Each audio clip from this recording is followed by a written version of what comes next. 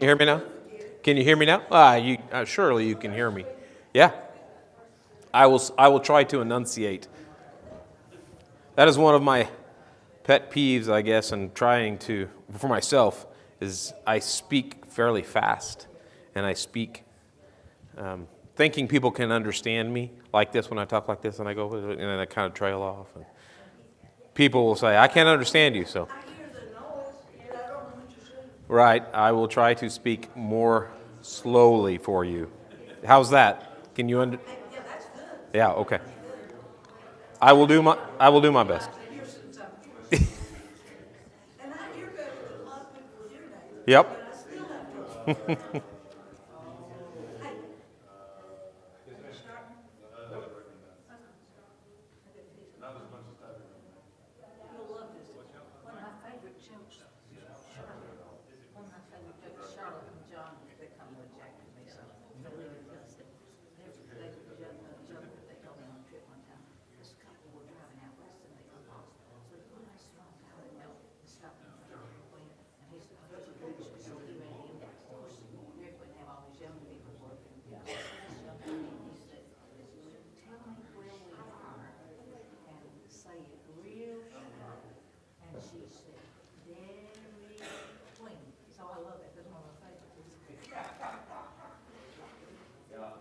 I thought you were going to say,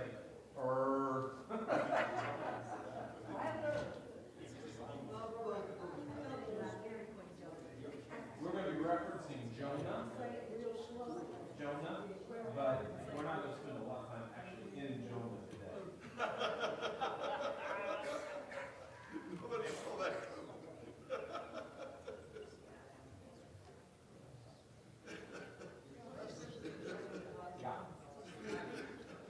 Hey, Chris, I didn't tell you that you're on the next order.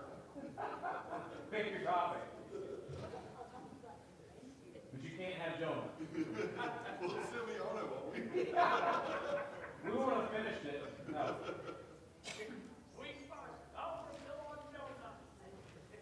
No, I actually started looking yesterday at the next thing.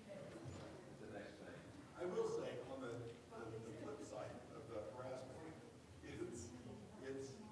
I appreciate generally short books like Jonah get breezed through so quick because there's so little. Because the mentality is the longer books we need to devote more time to. Really, the length of the book has no bearing on its importance at all. So I do appreciate that. That's my goal, for you to appreciate it. Seeing its work.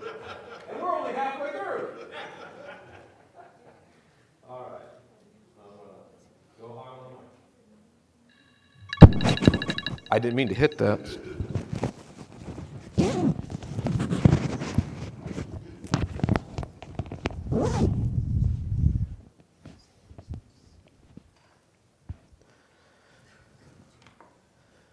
Okay.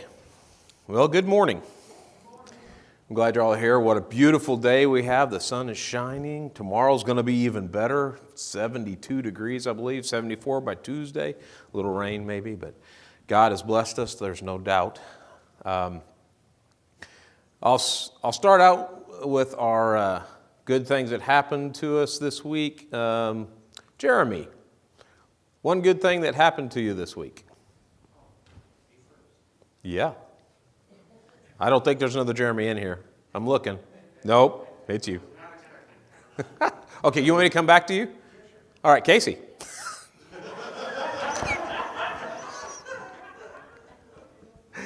I picked on Dawn last week, so. My children are still alive. Okay, her children are still alive. That is a plus. That's a good thing that happened to you. Okay, I'm back to you, Jeremy. My children are still alive. She didn't sell my seats. Very good. Jack, good thing to happen to you this week. Well, I got to spend most of the week with my dear, sweet mother. Oh, wow. All right. One good thing happened to me. I got it frozen, and I don't have to go back for 6 months if everything's okay. Well, fantastic. Good news. Ann had a good report with her frozen. She got a frozen nose, and It's going to be this way for about 2 weeks, so Yeah, well, it's better than having to go back, and hopefully it's all gone. Answered prayers. All right, very good. Well, let's start off with a prayer this morning. Would you bow with me, please? Our gracious and almighty Heavenly Father, as we come before you now, we are indeed grateful that we have this opportunity. We thank you for the blessings of the sun and the warmer weather that is on our way. May we take the things that you've given to us and may we relish them, bask in them, help those things to make us better people, better Christians. We are thankful that we are here, each soul that is here this morning, that we are able to delve into your word, into concepts and ideas, that we can speak about them to one another, that we may strengthen one another, sharpen one another, and to help guide our thoughts to you more often. As we go through the rest of the service, may we do things that are pleasing in thy sight, that are, again, in accordance with your will. And we ask all this in your Son's most heavenly name. Amen. All right. Chris has been back there really giving me the beans about stretching this out. And of course, I've been telling you that I've been stretching it out as well. This week, we're going to actually take a break from Jonah as a whole, and even we'll reference him a little bit. But what we've been talking about over the past couple of weeks, really diving into some of the ideas and concepts within Jonah, the wording that draws us back to Genesis a lot of times, and again, I won't say a lot of the Bible, the entire Bible at some point leads you back to creation, leads you back to what God originally did. It'll bring you back to, or should, as you read it more and more, God's overall plan. And that's, today I want to step into the concept of God's character. Now, last week we touched on a few things, and this is really going to be hopefully a conceptual class. When I ask a question, I'm really asking a question because I want someone to come up with a thought answer if they feel comfortable in expressing it. This is more of a situation where we're really going to try to stretch our minds into what we're thinking about. Two things that were brought up last week. One by Ed, does God change his mind? And we're going to talk a little bit about that. Does God change his mind? And the concept. That concept. And then one of the things that I kept saying to Ann, we will get to your question. She kept saying, it's not a question, it's not a question. She was right. On going back to and rewatching the video last week, and I generally, this will sound narcissistic, and it's not that. Every time I do something before the church, whether it's the Lord's table or a class or singing or whatever it is, I usually go back sometime in the week and watch it on YouTube to try to find the things that I did wrong or the annoying things. Like 2 weeks ago, I was doing this a lot. And when I went back, I thought, you've got to stop that. So I put it down last week, but then I realized I picked it back up and so today we're banishing this up here. So little things like looking to one direction all day long, the whole class. I focus in on Stacy maybe or Jason. I won't get off them, and then I kind of look over here and I think I'm looking at everybody, but really I'm just giving one shot and then I'm back to where I was. So all those things. But as I went back through last week's class, I realized that we really didn't touch enough on God changing his mind or the concept of God changing his mind. And then again, back to Ann's statement. God knows more than we do, and that's really a dovetail to those concepts, dovetail one another. So we're gonna talk a little bit about that. I didn't welcome the people in YouTube land. Thank you for coming in. If you are not with us today because you're sick, we hope you get to feeling better. If you are just coming across this video, this is the 6th video in a line of a 4-chapter book, and we're still going. So go back and look at the other ones if you want. We're in Jonah, but today, again, we're talking more about the concept of God's character and what the book of Jonah, and not just Jonah, but many other books, can teach us about God's character if we're really looking. So I've got to say, I didn't tell you a good thing that happened to me this week. There were several things that happened. Again, I had a couple of conversations with people about Jesus, and that's always great. But yesterday, I decided to take on a project that I have been needing to do for quite a while. For the past year and a half, maybe 2 years, time gets away from you. Our main shower has had a drip, and the valve in it was bad. And Melissa was very adamant that it was getting worse, and it was dripping constantly, just bloop, bloop, bloop, bloop. And I'm not a plumber. I don't even play a plumber on television, but I do understand the concept of plumbing and how valves work and why they leak and going on. And so yesterday, there's two things that I want to touch on with that.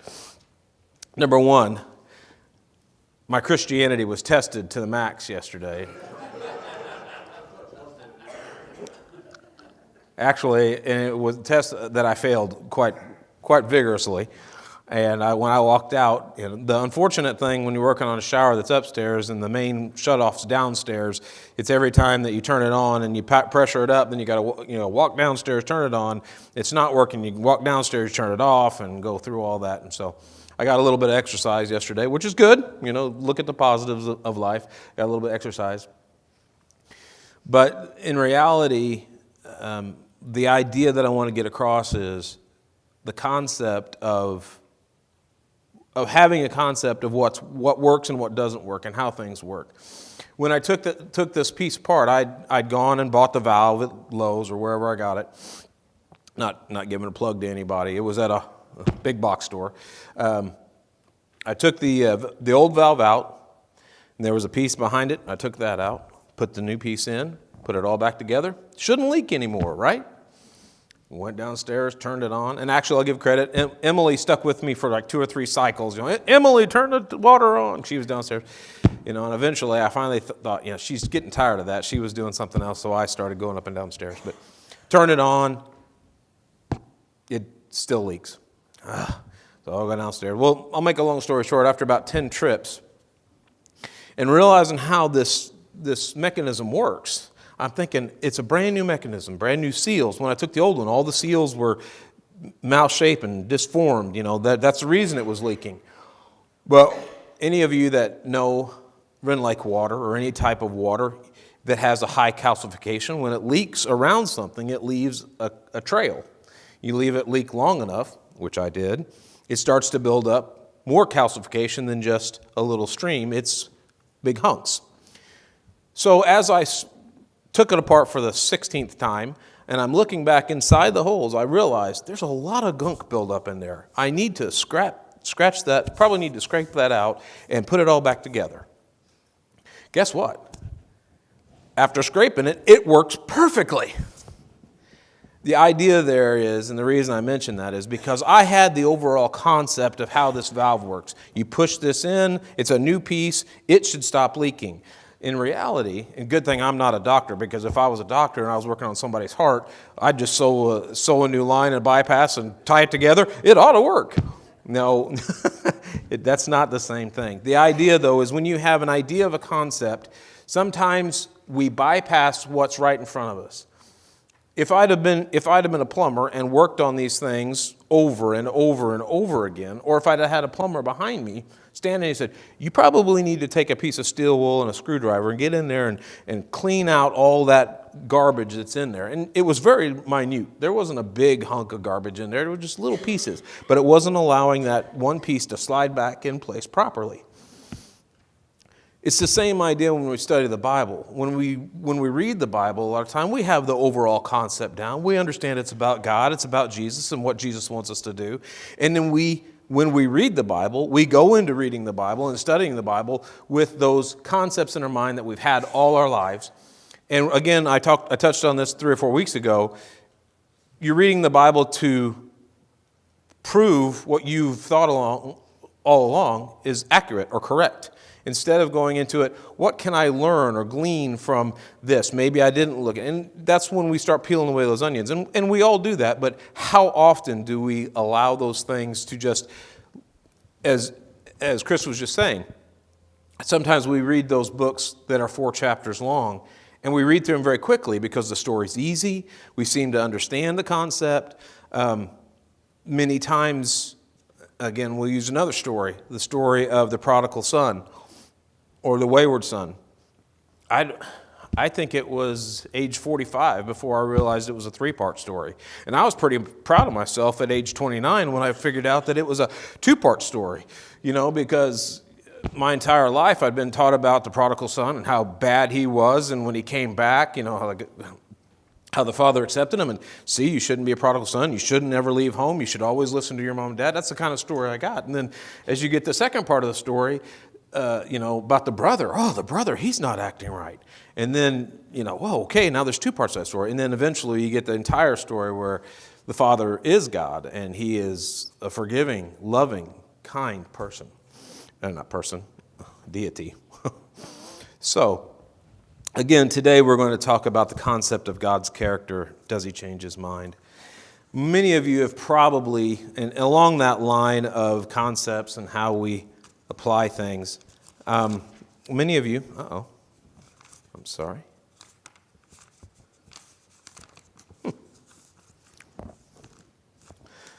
Thought I had a piece of paper in here. I had a poem written down or typed out. It's a very short poem. And I don't know, most of you have probably ever heard this or has been referenced to even in a single line. There are many times when we get one line that allows us to then fill in all the blanks. If I said "for want of a nail," how many of you would know where that came from or what that was even indicating? Or the poem goes, "For want of a nail, the horseshoe was lost. For want of the horseshoe, the horse was lost. For one of the I messed that up. For one of a nail, the horseshoe was lost. For one of the horseshoe, the horse was lost. For one of the horse, the rider was lost. For one of the rider, the battle was lost. For one of the battle, the kingdom was lost." The idea is because you lost one nail, then that sets in motion a chain of events that leads to the downfall of a nation. And here I am with this highlighter again.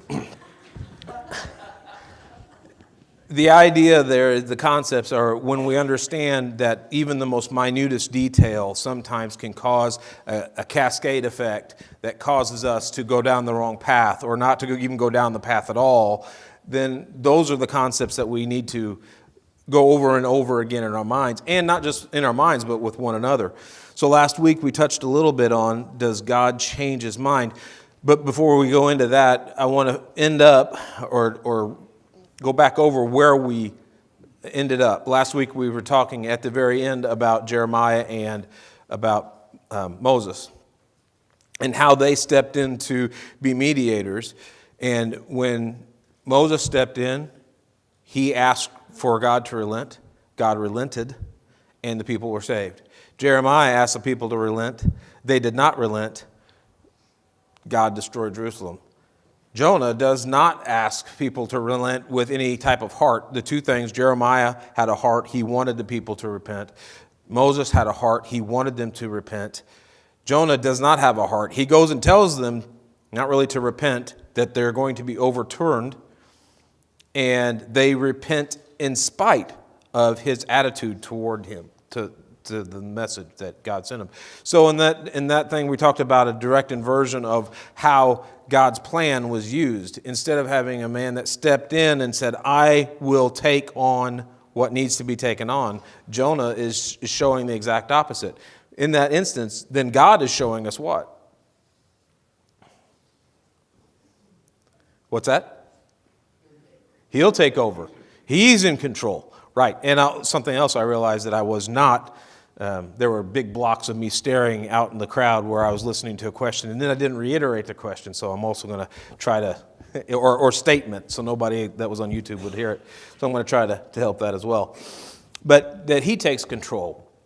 So that leads us to a point where people that are just beginning to study the Bible or reading through it, and they see times when it seems that God changes his mind.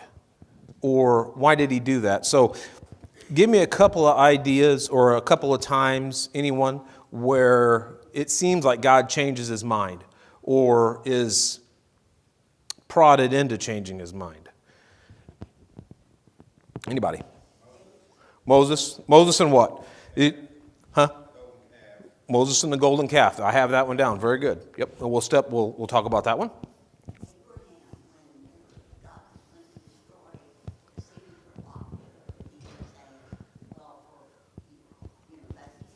50 righteous people. Right. Exactly. So I didn't reiterate what Greg had said. Greg said Moses at Sinai at the golden calf. Deanne just mentioned Abraham and Lot. Any-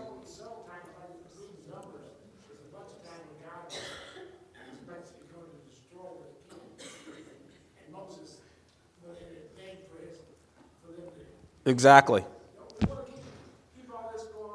Exactly. Moses is a lot of times, and in Deuteronomy, and that's one of the things. Let's turn to Deuteronomy. I had that written down. Where Deuteronomy 34:4, and this is at the time where Moses is the death of Moses, really, and we'll talk a little bit more about this in a few minutes, hopefully, if I don't skip over it. And it says in 34:4, and the Lord said to him, this is the land which I swore to Abraham, Isaac, and to Jacob. I will give it to your offspring. I will let you see it with your eyes, but you shall not go over there. At the end of Deuteronomy, Moses realizes he's not going to go in because of some of the choices that he made. But he has led the people, and he's having to tell the people that are going to go over. Here is what's going to happen. I have stepped in. And he actually, later on, he kind of blamed, well, not later on, this was before, he almost blames the people for his sin. It was partially your fault and your stiff-neckedness because then it made me hit the rock. You know, these are things that the concepts that Moses has asked God several times. Why do we have to do it this way? Abraham and Lot with Sodom and Gomorrah. Let's talk about that a little bit.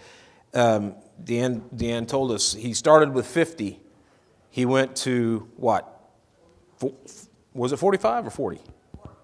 40. I'm asking because I'm not exactly sure if it was 45, but because he keeps going down in increments of 5 to 10 to 5, and it finally gets it down to 5. And in this instance, God seems like he's being able to be bartered with, or to someone to ask a question like, is this really what you want to do? What does that bring to your mind? Is that what you think of first, even when you read a story, knowing the other concept behind it? Is that almost what always comes to your mind? If you haven't read it in a while, and you go back and reread it, and it's almost like, man, it just seems like Moses is so presumptuous that he is speaking with God. But what has God said, and even at the end, there never has been, nor will there ever be any prophet as great as Moses until Jesus comes, basically.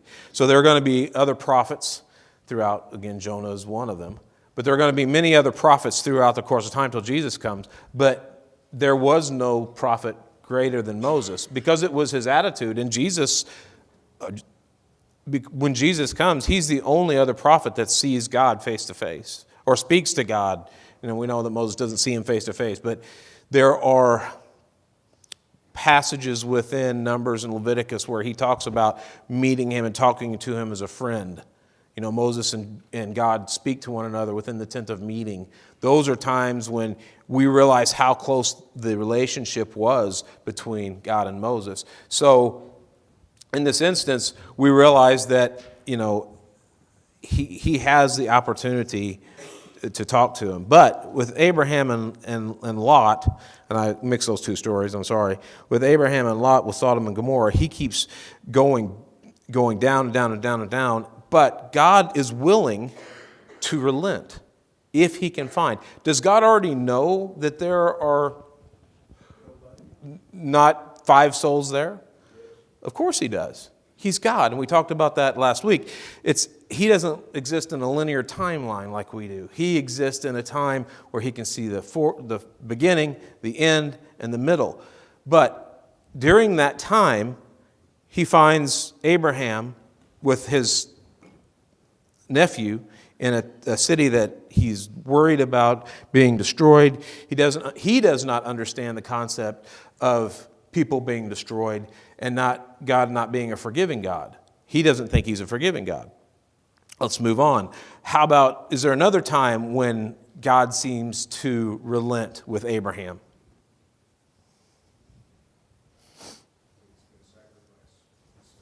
Very good. This is what I'm coming with. When I say very good, this is what I came up with. We're on the same mindset.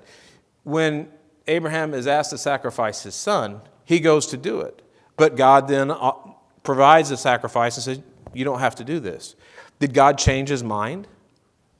Again, God knows what is going to happen, but he offers an opportunity for Abraham to be taught once again what's going to be God's plan. How about another instance with Moses? Another instance with Moses bargaining with God, not at Mount Sinai. He didn't want to be the spokesman. Very good, the burning bush. That's a great example.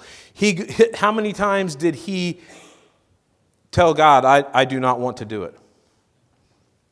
5. He came up with 5 different excuses. I cannot speak well. I do not want to go. Nobody knows who I am. Just on and on and on. And God keeps, and then we know, it says God's anger burned, or he was hot of nose. Remember I told you hot of nostrils? His anger burned against Moses. But he did not strike him down, did he? But he again seems like he is changing his mind, or at least being talked out of what his original idea was. We talked about Moses at Mount Sinai. Moses has been talking to God for 40 days. The children of Israel are down creating a golden calf. The golden calf incident we've talked about at nauseum to some degree. And so what does Moses ask of God at that point? Or how does he bargain with God at that, or what he feels is bargaining with him at that moment?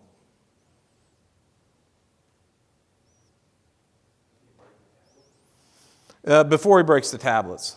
He walks down. God tells him that he's going to destroy them.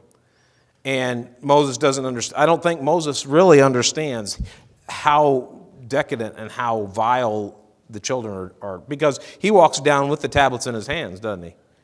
And then when he sees what's going on, and who meets him and tells him, evidently is not in the camp either, and these are ideas that somehow elude me even when I read them, because I'm reading them over them quickly. Was Joshua in the camp with Aaron and all them? It doesn't appear to be, because he says he meets them they're somewhere on the hill. It sounds like that. If you reread it, it sounds like Joshua is above, because he comes back and says, see what they're doing? As they're walking down, he meets them. He meets Moses on the hill. And as they're walking back, then Joshua says, look at what they're doing. It's not like he went up and met them. Look what they're doing. They're walking back. And then Joshua says, look at this. And then Moses throws the tablets down and destroys them. And then he speaks with God, goes back up, and God tells him to bring 2 more tablets so that he may write on them again. But in this time, Moses goes up and asks God, why destroy these people? Because if you destroy them, who's going to talk about you? The Egyptians are going to talk about you, right? Why would this powerful God bring this nation out and then destroy them? He's basically saying, God, do you not understand how this is going to look? Do you not understand exactly how foolish you're going to appear? How all these people are going to not believe in you? Do you think God hasn't come up with that concept yet? Of course he has. Yes, Chris. So, we sort of say we, I'm not going to say we, it's not really any different than whenever I'm in prayer and I say, God, if you'll just fill in the blank, we still barter with him. Right. It's no different, and it's kind of reassuring. I don't know if that's the word. It's reassuring that Moses was in the same spot. We weren't after the same things, but Moses was doing the exact same thing. Right. Which is, I guess it is reassuring. It's the same faults, if you will. So I think that reiterates that he does change his mind, because it's not that he's bartering with this, because he already knows the end product. But he To think. Right. And so when I said the concept of changing his mind, and I'm not picking on either Ed or Chris when I say change his mind, I would like us to stop and think because, well, before I get too far, I want to go one more and then I'll step on that. How about one other time with Moses? I want to see if you guys are really thinking. One other time with Moses. It's not at Mount Sinai.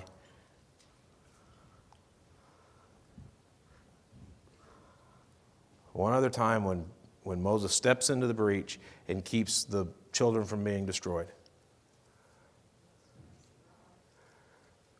Well, when he strikes the rock, that's his own, yeah, he's saving them, but that's not the situation I'm thinking of. There's one other time.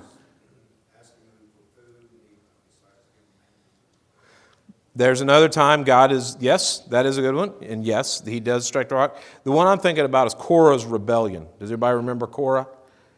Korah and the 3 other families where they have an uprising, and they have said several times, it would have been better if we would have stayed in Egypt. Now that goes along with the manna, that goes along with the striking of the rock because they didn't have water. All these times they keep going back and saying, it would have been better if we would have stayed in Egypt and been beaten and flogged and treated like animals because at least we had food to eat.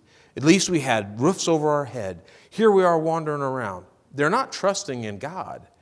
And Moses, God's ready to destroy him again. I'm going to wipe him out. And Moses says, no. Are you going to wipe out an entire nation for a few? Again, we talked last week about how when he came down, did he destroy? He was going to destroy everybody. But how many did he destroy? 3,000 or 4,000, I think. This time, only Korah, his family, and the families that were with him. What happened to him? How did God take care of them? Anybody remember the story? That's correct, Zach. That is right. They are swallowed by the earth. Basically, God tells Moses to tell everyone, get away from Korah's household. Do not be anywhere near his tent or those that followed him. Again, 2 other families. And what happens? People step away. They get away. Korah and the others come to the doorways of their tent. The ground opens up. Pulled down to Sheol while they're alive, buried alive. That's an instant judgment of the Lord. Yes, Betty.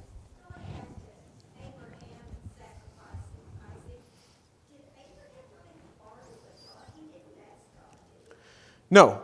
That was more of the question I asked was another time that he relented or God relented. Yes, because he took. No. It's a good question. He didn't really barter with him, but in a way, when his son asked him, "Where's the sacrifice?" we are led to believe in some way that Abraham believes that he's not going to have to kill his son. If he says the Lord will provide, on first blush you read it and you think, well, the Lord will provide. He's hiding from his son the imminent danger that he's in, or the catastrophic thing that's going to happen to him. That's the first thing you read. But as you read more and more and you contemplate it, sometimes you come to the idea that Abraham has faith in God, that if I am willing to give his life, then God may stop me or he'll provide a different sacrifice or a different way, different avenue. Ed? Take your concept, and I'm going to, me and Chris, we're going to go together. All right. Look at the concept. I agree the fact that God knows the end to everything. Mm-hmm. And he knows what his plan is. Mm-hmm. But isn't part of his possible plan is to increase the faith, to show someone that he possibly changed his mind? Yeah. To help someone with that faith? Mm-hmm. Yes. And it's a good segue.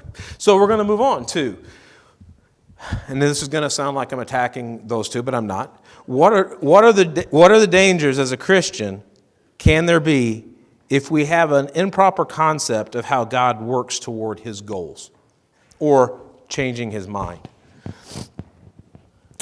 Now, in changing your mind, what does it mean when I say, I've changed my mind? So yesterday, I tell Melissa, I'm going to work on the faucet.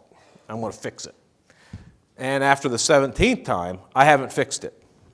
And at one point she asked me, is it fixable? Should we just get a whole new faucet?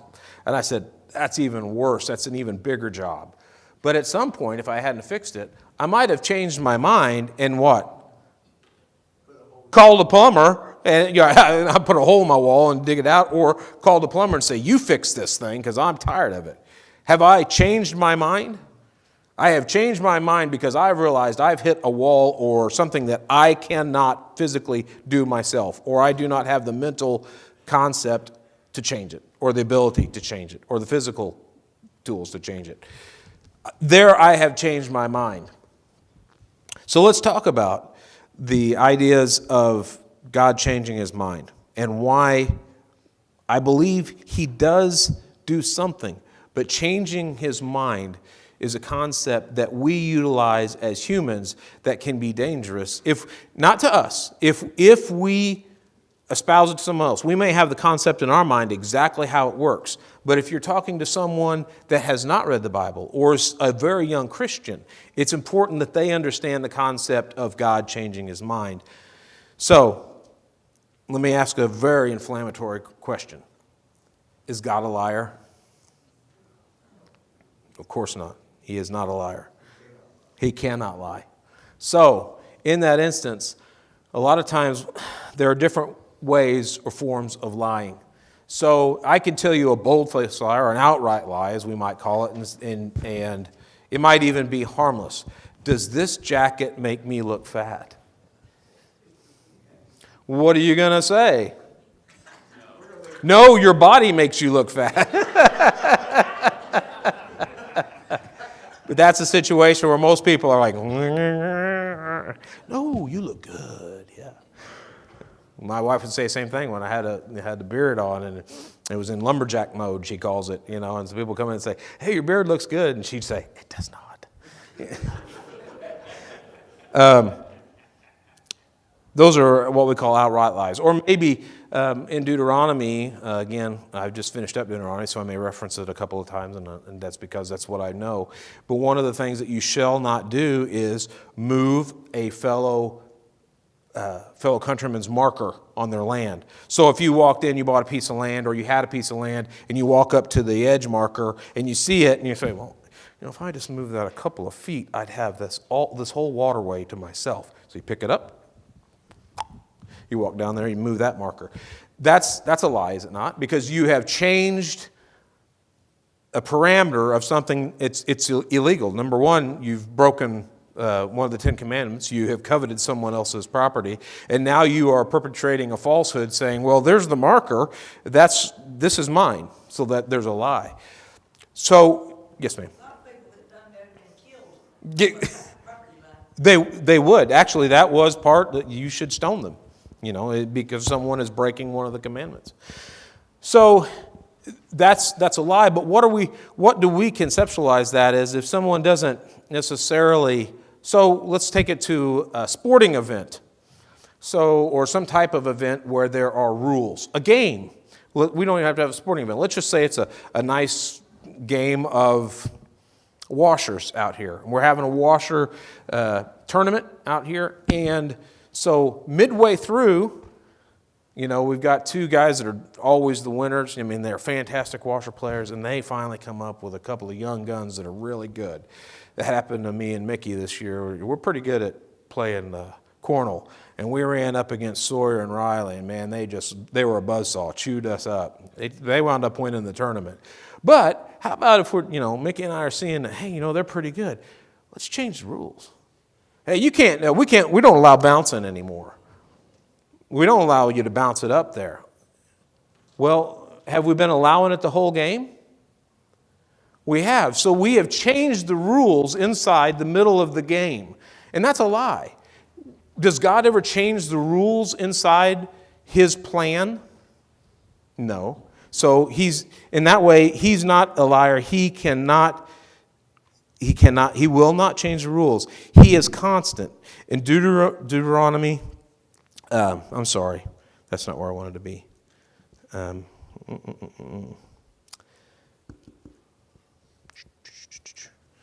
Maybe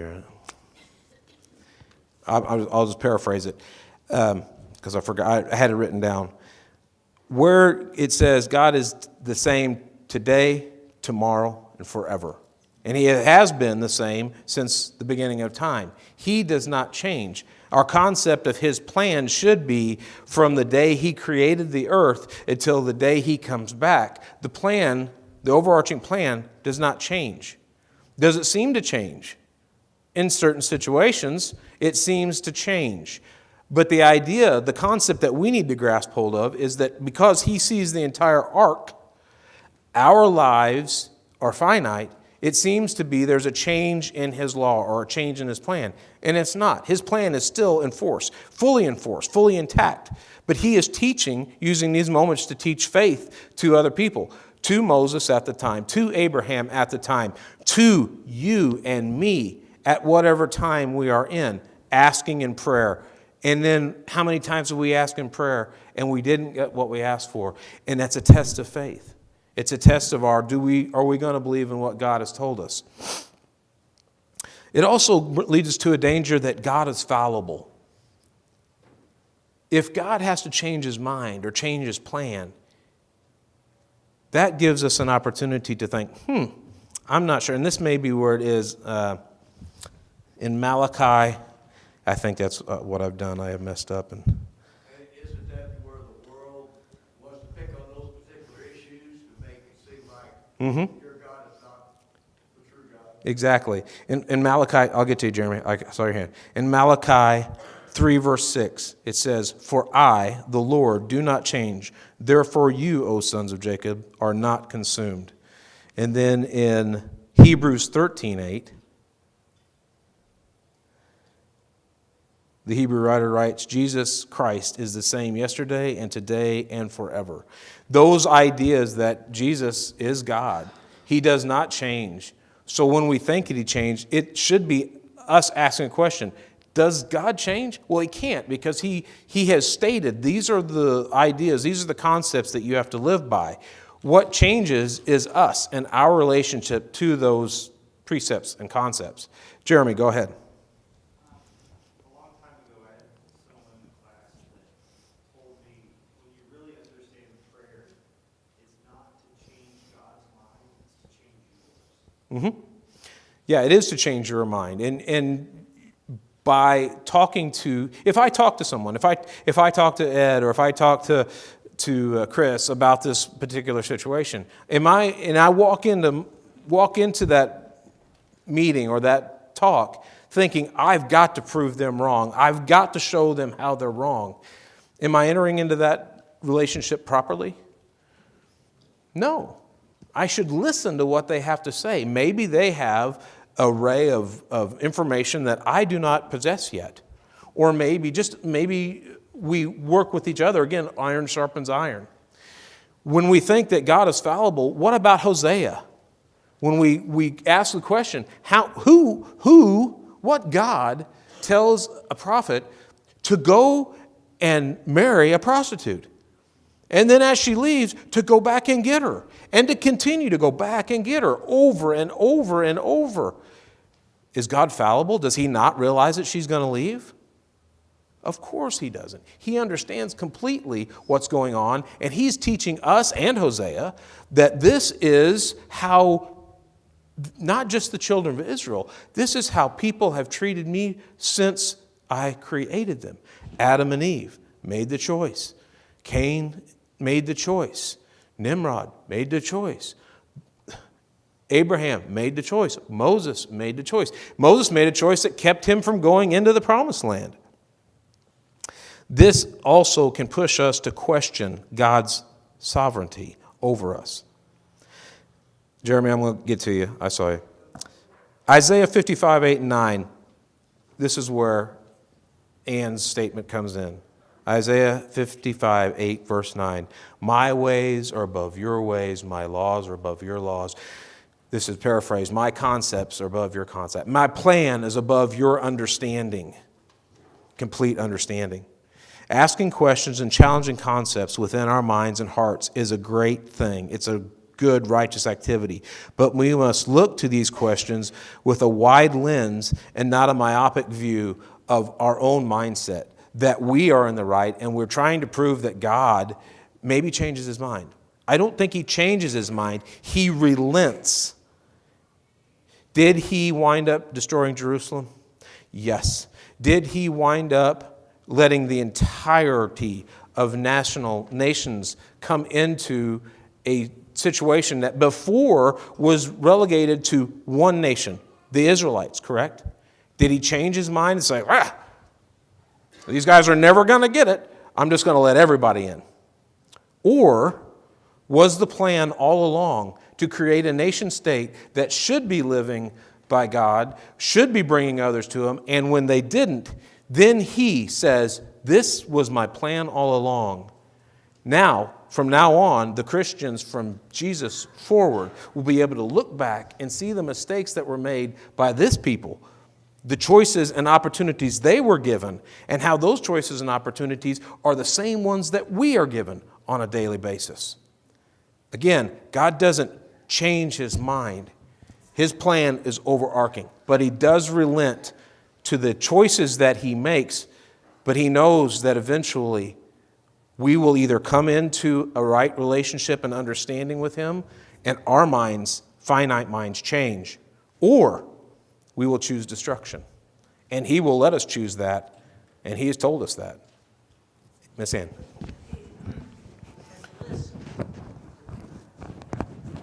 Yeah, he listens to us all the time. And again, I think, was it you, Chris, that mentioned it?